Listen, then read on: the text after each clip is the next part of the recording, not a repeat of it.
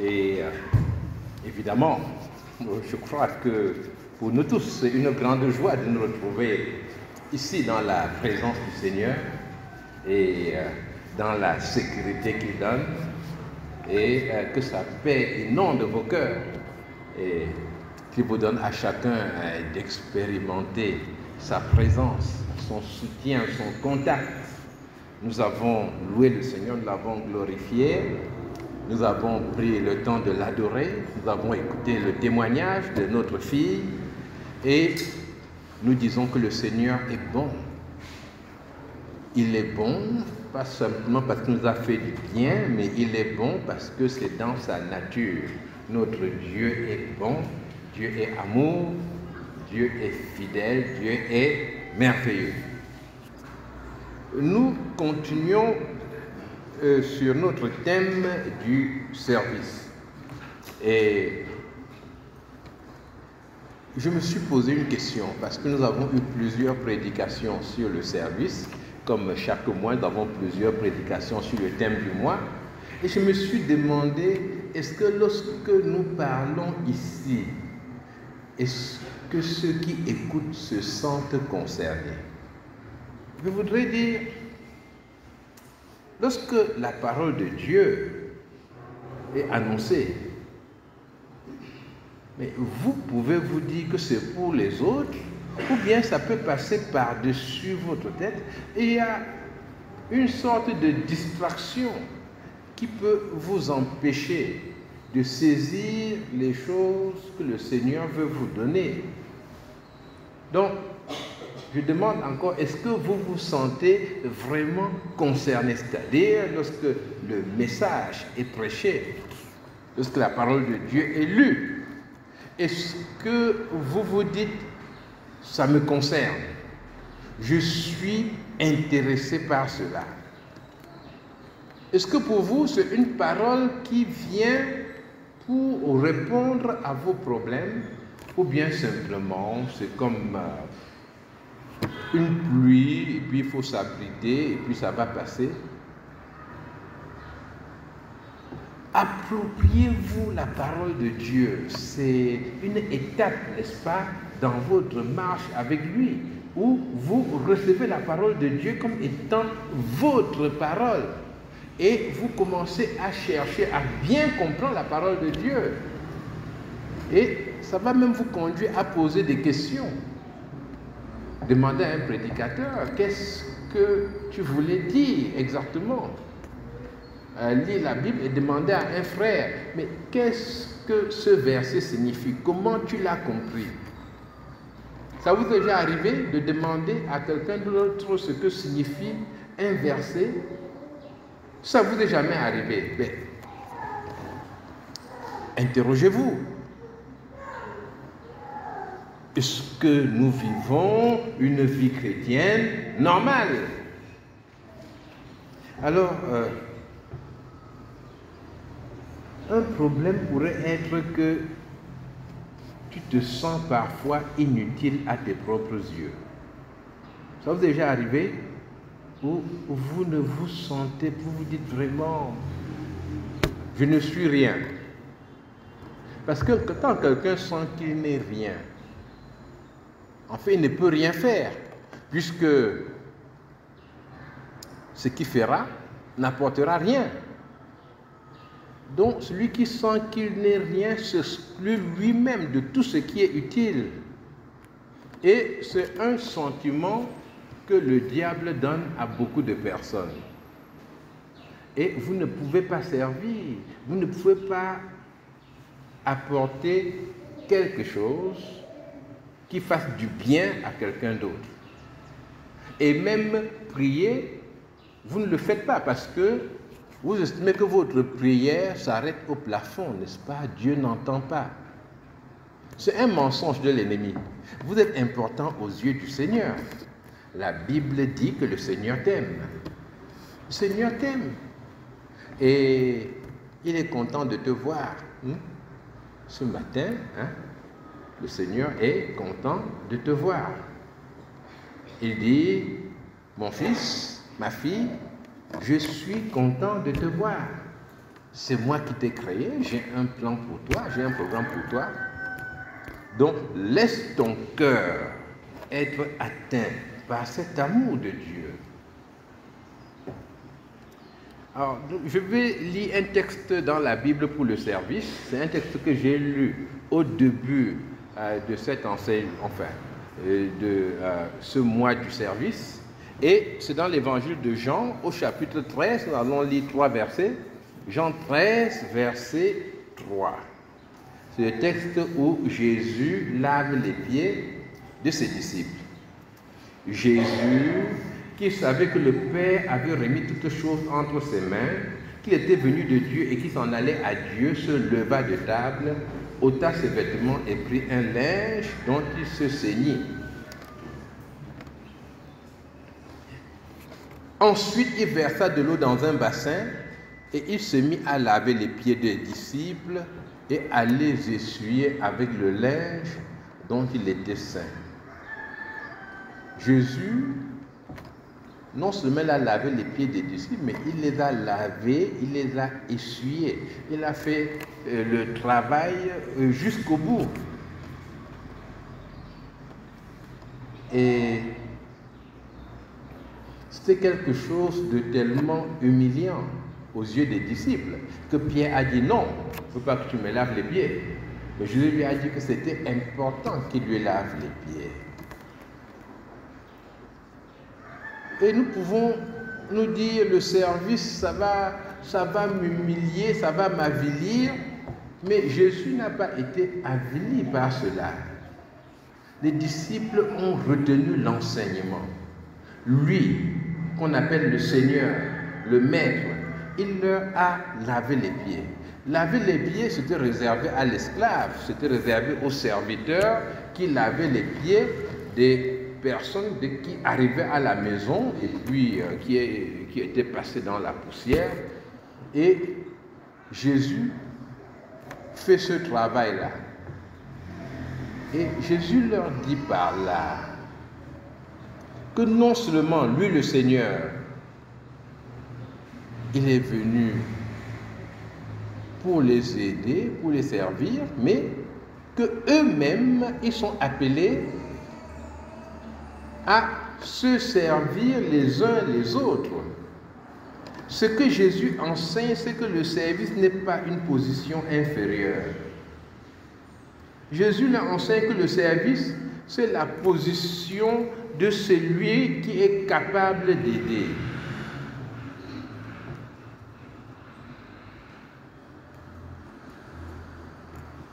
À l'école, le maître est le serviteur des élèves, en ce sens qu'il leur apporte ce dont ils ont besoin. Il est attentif à ce qu'ils font et il intervient pour que les élèves puissent avancer dans la connaissance et atteindre le but qui a été préparé pour eux. Donc, le maître est à leur service. Et beaucoup parmi nous ont le sentiment que le service avilit. Par exemple, si on doit balayer le sol, ça c'est une chose terrible, mais le service n'avilit pas. Le service peut avilir aux yeux de certaines personnes, mais aux yeux de Dieu, c'est une chose qui te grandit, parce que tu te mets à la disposition des autres et tu te rends capable de les aider à progresser. Mais, évidemment, je ne suis pas en train de parler d'un service qui viendrait d'une situation dégradante et qui coïnciderait avec une dévalorisation de la personnalité. Je vais apporter une illustration. Lorsque j'étais étudiant en France, il m'arrivait d'héberger des personnes qui étaient arrivées là-bas et puis qui n'avaient pas où aller et qui étaient donc de sans domicile fixe. C'est des Africains qui avaient réussi à atteindre l'Europe. À cette époque, c'était même un peu plus facile d'émigrer clandestinement. Et puis, on le voyait parfois dans la rue, parfois on est en train de discuter, l'un d'eux approche, il explique son histoire. Et il m'était arrivé d'en héberger pendant une certaine durée, avec plus ou moins de bonheur, n'est-ce pas? Et une fois, l'un est arrivé et puis il jouait au football. Il m'a dit qu'il jouait au football, alors là j'avais des amis congolais et autres, et puis ils ont dit oui, il joue au football, on est allé jouer avec lui, c'est très bien. Et je me suis dit, bon, il ne sait rien faire, qu'est-ce qu'on va faire? On va chercher un club de football. Je n'avais jamais fait ça, n'est-ce pas? Je ne connaissais pas. Enfin, je regarde le football à la télévision, hein? Mais il y avait un annuaire, et puis j'ai téléphoné à l'un des clubs de la ville, parce que dans chaque quartier, ils avaient des clubs. Mais là-bas, c'est très très sérieux. Même un club tout petit déjà a des joueurs qu'ils payent. Hein? Ce n'est pas... Mais ce n'est pas comme ici. Donc, je me suis dit, bon, le football peut l'aider à gagner sa vie. Et donc, on m'a répondu, oui, on s'entraîne à tel endroit, c'était au stade Vauban, je m'en souviens. Et puis, voilà, vous pouvez venir avec lui. Je suis parti avec lui là-bas. Et puis, il s'est mis à jouer avec les autres. Bon, il jouait bien, mais je me suis rendu compte que chaque fois que le ballon allait dans les filets, c'est lui qui courait chercher le ballon. C'est-à-dire, il jouait sans gardien, quoi. Et puis, les gens se font des passes comme ça, il y a un entraîneur et tout. Mais chaque fois, bon, on va dans les filets. Lui, il court, il sort le ballon, et à la fin, il est même resté dans les buts pour renvoyer le ballon aux autres. De façon. Ça m'a chagriné. J'ai dit, mais qu'est-ce qu'il fait comme ça alors qu'il sait jouer lui aussi? Pourquoi est-ce qu'il ne montre pas sa capacité? Alors, c'est là que je me suis rendu compte qu'il venait d'Afrique du Sud. Il venait d'Afrique du Sud et, bon, pour lui, le noir était le serviteur des blancs. C'est-à-dire, c'était inscrit génétiquement, pratiquement, en ce garçon. Et ça m'a fait beaucoup de peine. Et ce n'est pas de ce service-là que je parle. Lorsque vous avez été diminué par une succession de traumatismes et d'événements douloureux, le service que vous pensez apporter n'est pas forcément le service dans la pensée de Dieu. Et je voudrais dire aux personnes qui ont été gravement blessées dans la vie, mais qu'il y a une guérison dans le Seigneur. Le Seigneur a en lui et pour nous une puissance de résurrection. Cette puissance de résurrection qu'il a manifestée en Jésus-Christ. Et c'est cette capacité qu'il donne à ceux qui se tournent vers lui pour pouvoir recommencer une vie d'épanouissement en Jésus-Christ. Parce qu'il y a un épanouissement en Jésus-Christ pour nous tous. Et dans le service de Dieu, il y a effectivement un épanouissement réel pour ceux qui se tournent ainsi vers lui. C'est pour cela, mes chers frères et sœurs, qu'il faut mettre nos dons au service de l'Église, au service des enfants de Dieu, au service de Dieu lui-même.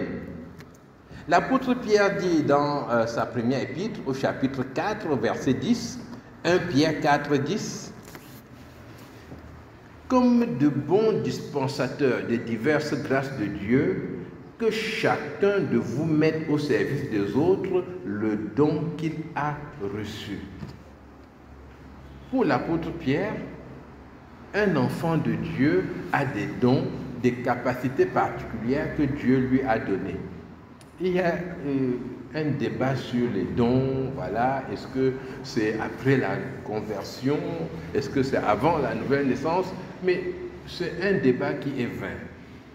Quand vous regardez, les capacités que vous avez sont des capacités que Dieu vous a données. Et il veut que vous mettiez ces capacités particulières-là au service des autres. Donc vous allez servir les autres parce que vous êtes capable de faire ce que vous savez faire.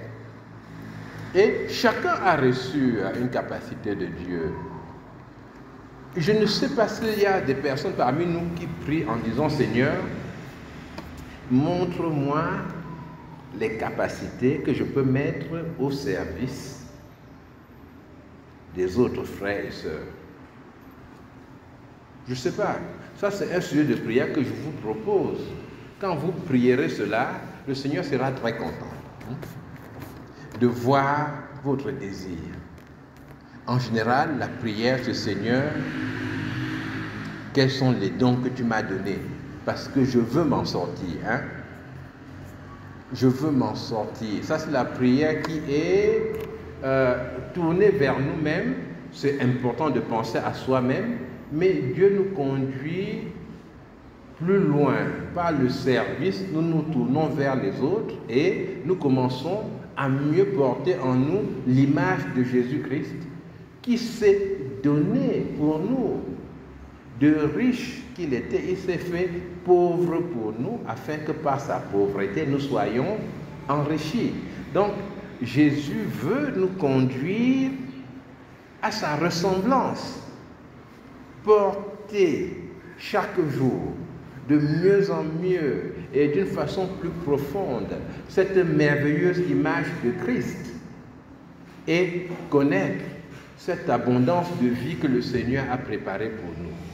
Parce qu'il y a une vie abondante et épanouie que Dieu a préparée pour nous.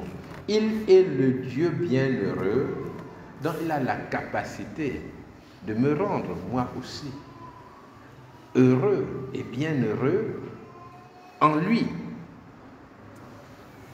Je vais vous donner quelques exemples de services, n'est-ce pas? Parce que quand nous sommes abstraits, on se dit, bon, servir Dieu, c'est quoi? C'est prêcher, c'est... non, prêcher, c'est servir Dieu déjà. Mais le service de Dieu dans l'Église, par exemple, peut consister en l'assistance aux responsables dans l'Église. Et il y a beaucoup de responsables qui n'ont pas la capacité de faire tout ce qu'ils ont à faire. N'est-ce pas? Un exemple de tel responsable, c'était Moïse.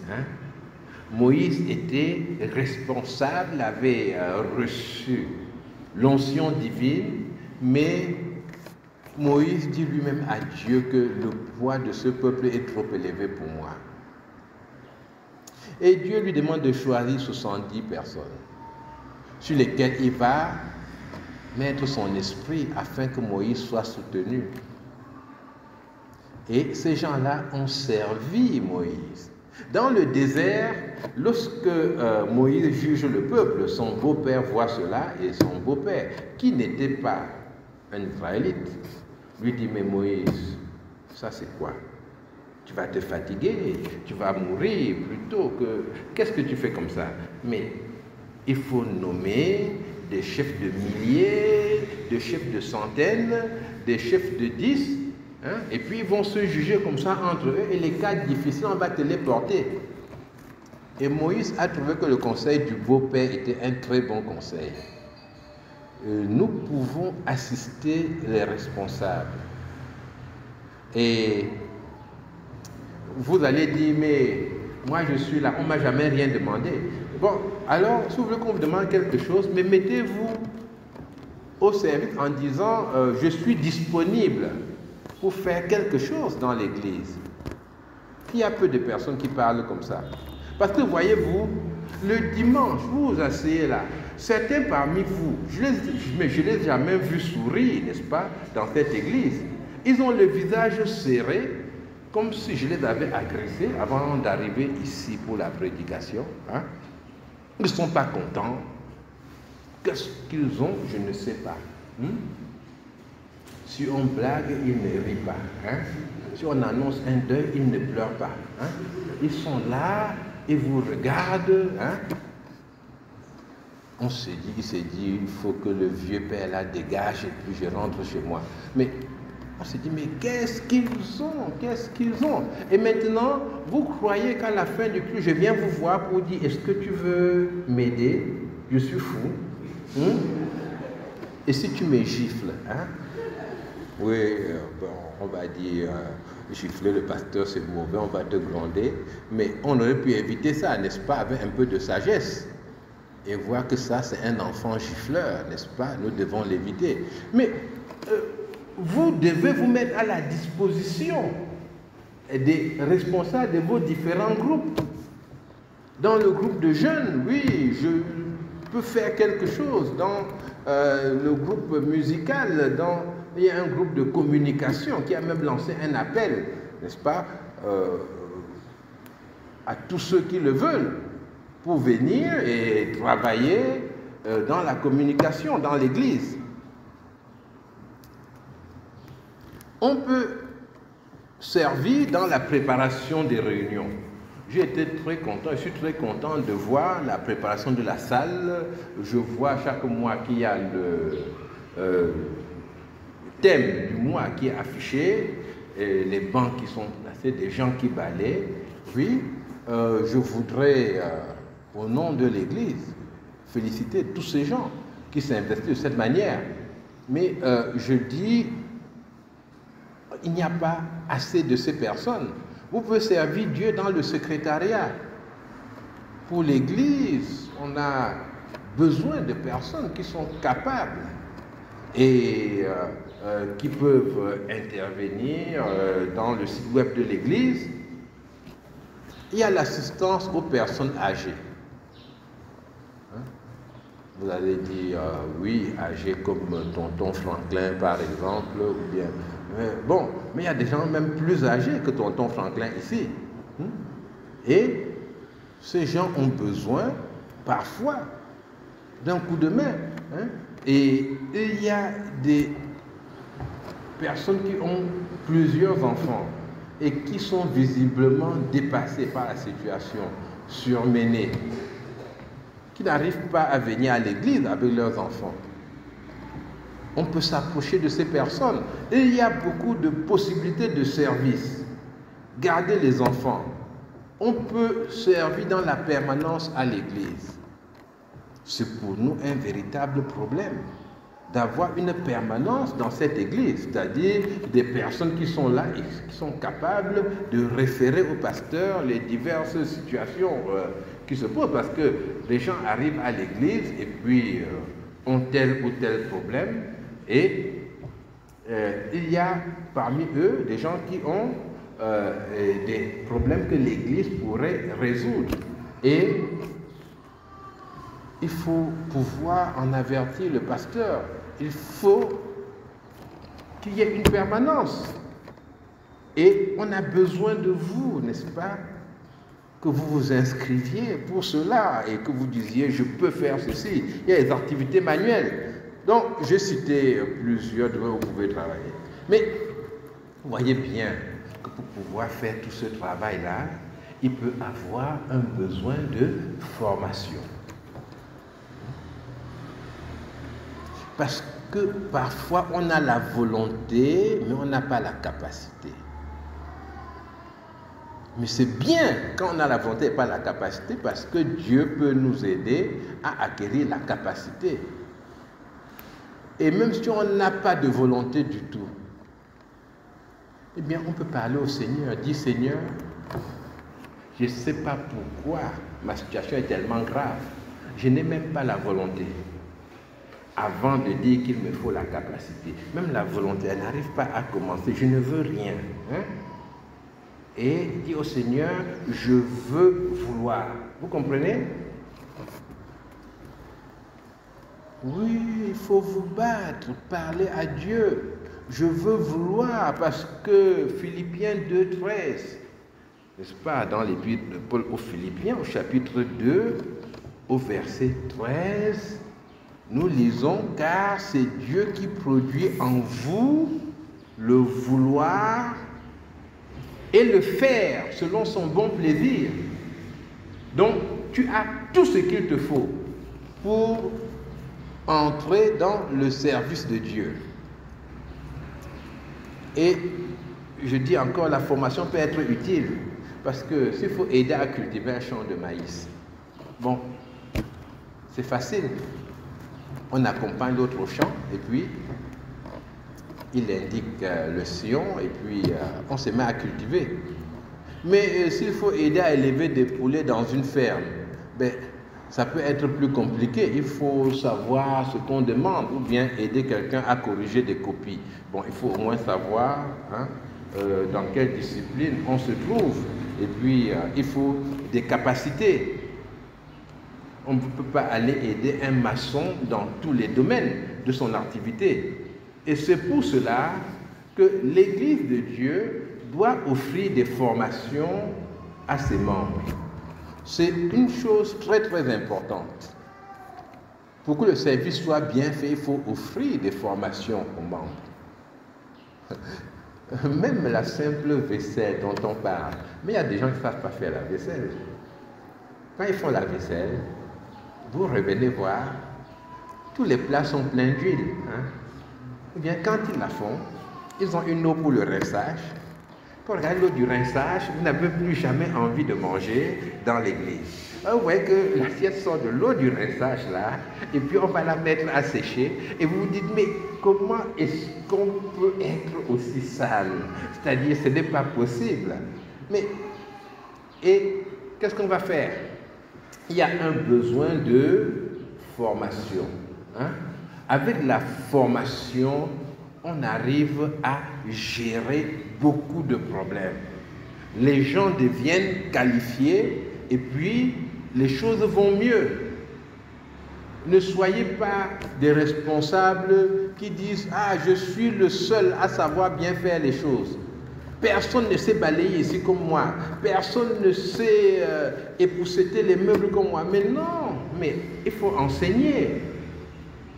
Et quand vous avez enseigné, peut-être il y aura quelques erreurs, mais les choses iront mieux, les gens seront qualifiés. Il faut croire que Dieu a mis dans les autres la capacité d'apprendre et de faire, mais aussi bien que vous. Et nous avons plusieurs formations dans l'Église. Nous formons, par exemple, au premier pas dans la vie chrétienne, ce qui vous rend capable de témoigner, de parler aux autres, de gagner des personnes pour Christ. Nous avons ce centre d'alphabétisation qui a commencé avec des formations en informatique. Et je constate qu'il y a plusieurs personnes extérieures à l'Église qui participent à cela. Mais je voudrais que vous en profitiez. Je ne sais pas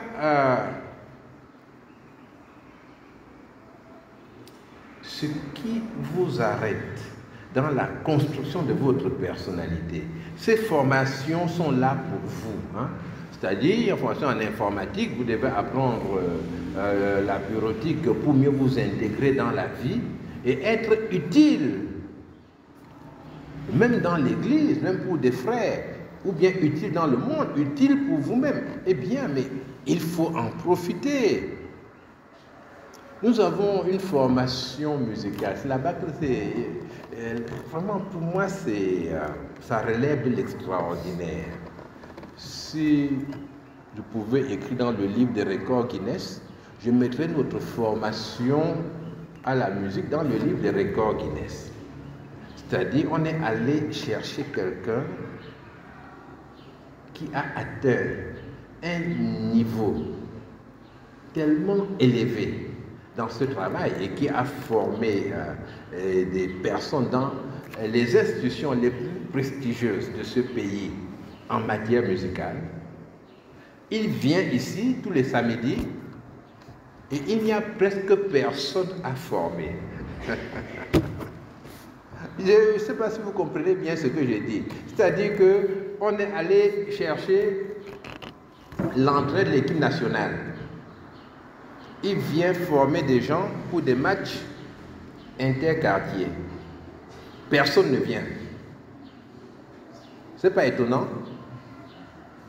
Et tous ces gens-là, vous les voyez se dandiner chaque fois qu'il y a une musique dans le taxi ou ailleurs. Ils sont en train de bouger, ils sont tout contents. Mais qu'est-ce qu'on poursuit? Au Luxembourg, il y a à peu près 60 ans, je ne sais pas si ça se passe comme ça là-bas aujourd'hui, tous les enfants allaient au conservatoire apprendre la musique. Je crois que peut-être que ça compte, mais alors tous les enfants, donc il y avait en marge de leurs études, il y avait le conservatoire où les enfants avaient au moins eux partaient apprendre la musique. Et ça faisait que presque tous savaient jouer d'un instrument, ou bien ils savaient chanter. Et ainsi les enfants découvraient leurs talents musicaux. Parce que vous demandez quels sont mes dons. Tes dons, tu vas les découvrir au fur et à mesure que tu travailles. Mais si nous prenons une population d'enfants là, et puis l'un dit, est-ce que j'ai des dons en mathématiques? Comment on fait? On lui donne une addition? Mais non. C'est en le formant à l'école qu'on voit qu'il excelle dans une matière ou dans une autre. Comment est-ce que Dieu va vous révéler vos dons si vous fuyez toute forme de formation? Ce n'est pas possible. Et donc vous faites du mal même à vous-même. Mais ce que Dieu place devant vous pour que vous en profitiez, mais il faut en profiter. C'est un don de Dieu pour vous, pour vous rendre plus utile pour lui.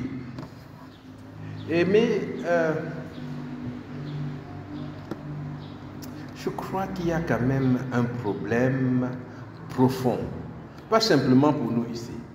Il y a un problème profond pour beaucoup de croyants. C'est la place du service de Dieu dans leur vie. Beaucoup de croyants pensent qu'il suffit que je sois sauvé. C'est la conséquence d'un mauvais enseignement. Où on dit aux gens, Israël a traversé la mer Rouge et puis c'était terminé. Mais c'est une erreur. Ils ont traversé la mer Rouge, ils ont été délivrés de l'esclavage, mais ensuite, ils ont marché vers la terre promise. Et nous sommes dans cette marche-là. Et dans notre marche, le Seigneur est présent. Mais pour nous transformer, il ne suffit pas de dire « je suis sauvé ». Il y a un chemin de Dieu pour toi que tu dois suivre.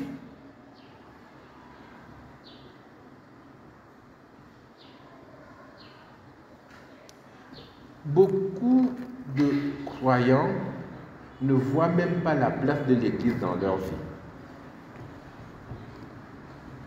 Pour un oui ou un non, ils peuvent changer d'église. Et en général, ce n'est pas à cause de la doctrine. Et ils font ce qu'ils veulent. Certains dimanches, ils sont très occupés. Ils ne viennent pas à l'église, c'est tout. Vous allez dire que je prêche un sermon extrêmement conservateur. On peut ne pas aller à l'église et être parmi les meilleurs croyants. Oui, on a pensé cela, mais c'est de la blague, n'est-ce pas? Un croyant vit la communion fraternelle. Il rencontre les autres frères et sœurs. Et pour beaucoup parmi vous, ce n'est que le dimanche. Ou bien je me trompe? Je crois que la moitié, le tiers parmi vous ne rencontre des chrétiens que le dimanche, n'est-ce pas? En semaine, vous ne rencontrez pas de chrétiens. Je veux dire, la moitié ou le tiers des personnes ici. Et il n'y a que la rencontre du dimanche et que vous pouvez supprimer d'ailleurs si vous avez eu un excès de travail. Ou alors je suis parti à un mariage le samedi soir. Je suis rentré tellement fatigué. Ou j'avais bu au mariage. Je n'étais pas ivre, non, mais je n'étais pas bien. Je me suis reposé. Certains me disent même qu'ils ont fait la lessive le dimanche. Vous avez entendu ça aussi? J'ai fait la lessive le dimanche. C'est le seul jour que j'ai pour faire la lessive. Mais quand tu fais ça, pourquoi tu as besoin de le dire au pasteur? Hein? Mais c'est vraiment déprimant, n'est-ce pas? Et lorsque on voit l'importance de ce moment de communion que nous avons ensemble, et la louange que nous faisons monter ensemble au Seigneur, et l'autre dit qu'il faisait sa lessive pendant ce moment. Et quelle est la place du service de Dieu dans notre vie? Quelle est la place, n'est-ce pas, de notre marche chrétienne dans l'organisation de notre temps? C'est ça c'est un grave problème. Vous ne pouvez pas venir ranger les bancs de l'église alors que l'église, vous n'y venez que de façon temporaire, de façon accidentelle. Vous n'allez pas dire, je vais aller au groupe de chant, alors que vous n'êtes pas sûr d'ailleurs d'être là à l'heure. Et puis au groupe de chant, vous arrivez et on commence à dire que bon, si quelqu'un vient en retard, il ne chante pas. Vous dites, mais voyez-moi les fous là. Ils ne sont pas contents de me voir ici. Ils disent même si ils me mettent des lois. Je ne chante, eh bien, je ne pars même plus là-bas. Hein? Voilà celui qui ne veut pas servir. Et les parents ont fait beaucoup de mal aux enfants sur ce plan-là. Beaucoup de parents estiment que les enfants doivent étudier ce qui est bon. Mais le diable leur fait penser que les études des enfants sont en concurrence avec l'étude de la parole de Dieu, ce qui est mauvais. Et c'est comme ça que beaucoup de parents vont dire non, non, non, l'enfant n'a pas le temps, le dimanche il doit rentrer très vite pour étudier ses leçons. Alors que l'Église a prévu pour le dimanche, mais un moment où les enfants vont étudier la parole de Dieu d'une façon particulière après le culte. Et le parent dit non, non, non, non, non, mon enfant doit étudier. Après, on est surpris parce que les enfants deviennent. Mais les enfants voient la considération que nous avons pour le service de Dieu. Les enfants voient comment nous recevons les autres croyants à la maison. Les enfants entendent nos commentaires sur les autres frères. Et à la fin, ils se font leur idée à eux-mêmes. Ils se disent sont des hypocrites, par exemple. Mais ils se disent que ce n'est pas important. Il y a même des parents qui trouvent que la bonne heure pour les répétitions pour leurs enfants, c'est l'heure du culte. Quand vous pensez ça, dites-vous que le diable vous a visité. Vous comprenez? Le diable m'a visité. Le diable m'a parlé aujourd'hui. Il t'a dit quoi? Il m'a dit que la répétition pour l'enfant, c'est exactement pendant l'heure du culte. Et ça finit quand? Exactement à la fin du culte. Là, le diable t'a visité. Est-ce que c'est votre situation? Ou vous pensez que pour vos enfants, l'évangile est un obstacle à leur développement intellectuel? Ce serait une erreur. Parce que les grands noms aux étudiants à l'école, Ampère, Newton, Euler, tout le reste, c'est des gens qui parlaient de Jésus-Christ.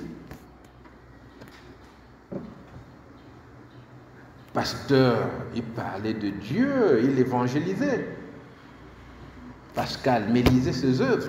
Mais nous sommes même prêts à laisser endoctriner nos enfants dans des écoles, par exemple des écoles catholiques, où on va leur imposer de faire le signe de croix, par exemple.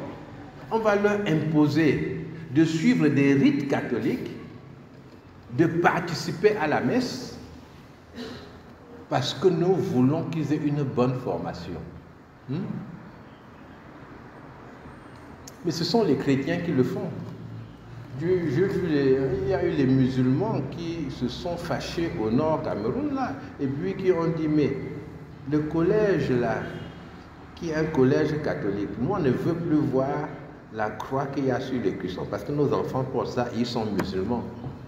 J'ai suivi à la télé que le ministre s'était déplacé et qu'ils ont enlevé la croix. Ça m'a surpris. Je me suis dit donc, en insistant beaucoup, ils peuvent changer quelque chose. Ça m'a vraiment surpris. À moins que je suivi une autre histoire. Mais c'est ce que j'ai vu. Et la formation des enfants, l'enseignement aux enfants doit être un enseignement qui respecte nos convictions. Avec cela, l'enfant comprend la force de nos convictions. Et nous devons présenter nos convictions aux autres. Et si on n'y arrive pas, mais pourquoi ne pas travailler et se battre pour avoir des écoles qui obéissent à nos convictions? Est-ce qu'on peut continuer de génération en génération comme ça à former des enfants qui chaque jour voient la contradiction de ce que nous disons vivre? Ce n'est pas possible. Nous le faisons pourquoi? Parce que nous voulons la meilleure formation possible. Mais non. Et puis, beaucoup de parents, au lieu de donner les enfants au Seigneur, ont donné leurs enfants plutôt au monde et à la télévision. Dans la Bible, on a l'histoire d'une femme qui s'appelle Anne. Anne était la femme de Elkana. Et Elkana avait deux femmes. Il y avait une qui n'avait pas d'enfants, Anne, et l'autre avait des enfants, c'était Pénina. Et Pénina se moquait de Anne, ou bien Anne n'était pas contente, et puis elle pleurait. Ça se passait un peu comme chez nous aujourd'hui, n'est-ce pas? Quand une femme n'a pas d'enfant, le monde vient, je vais te soigner, je vais te guérir, j'ai trouvé une herbe ici. Alors, Anne a dit à Dieu, tu me donnes un enfant, je veux le mettre à ton service. Et Anne a donné Samuel à Dieu. Et nous devons donner nos enfants à Dieu. Les confier au Seigneur. Samuel est devenu le prophète et le juge en Israël. Mais beaucoup ont confié leurs enfants plutôt au monde et à la télévision. L'enfant passe combien de temps devant la télévision? Comment voulez-vous qu'il ait envie de servir? Mais il est rempli d'autres choses. Il peut servir peut-être par humanisme, ce qu'il a appris à la télé, mais servir à cause de Jésus-Christ, il ne le pourra pas. Donc, il y a des choses à rectifier. Ça peut être difficile, mais il y a des choses très, très importantes à rectifier dans notre façon de faire. Et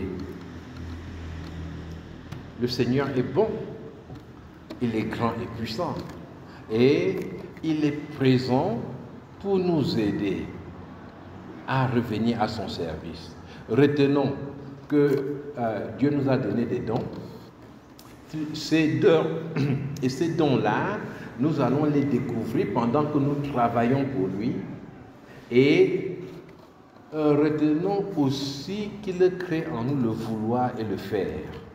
Et que le service n'est pas une humiliation. Mais dans la Bible, le service apparaît comme une élévation parce que c'est une obéissance, à Dieu. Donc que le Seigneur nous garde, qu'il nous fasse du bien et qu'il bénisse les familles que nous représentons. Amen. Nous allons prier.